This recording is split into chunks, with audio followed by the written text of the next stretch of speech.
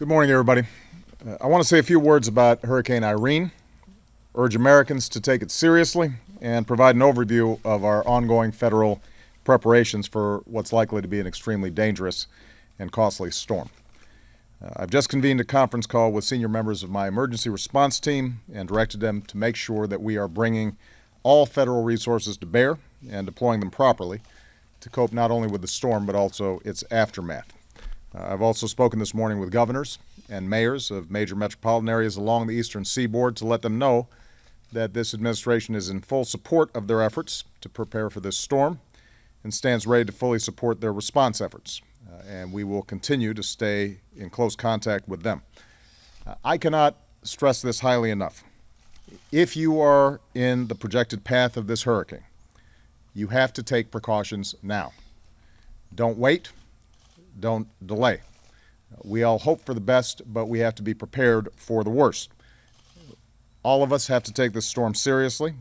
You need to listen to your state and local officials, and if you are given an evacuation order, please follow it.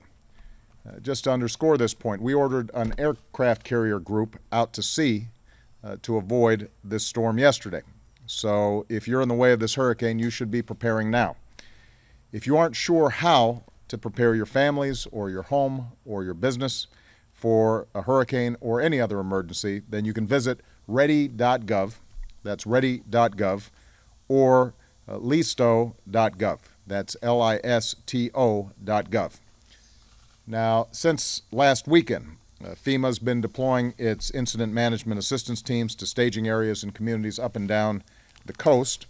FEMA has millions of liters of water, millions of meals, and tens of thousands of cots and blankets, along with other supplies, pre-positioned along the eastern seaboard.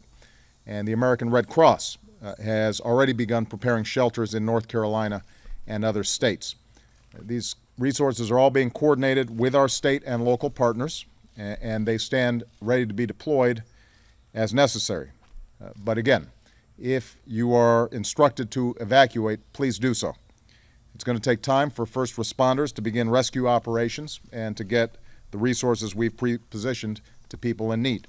So the more you can do to be prepared now, making a plan, make a supply kit, know your evacuation route, follow instructions of your local officials, the quicker we can focus our resources after the storm on those who need help the most.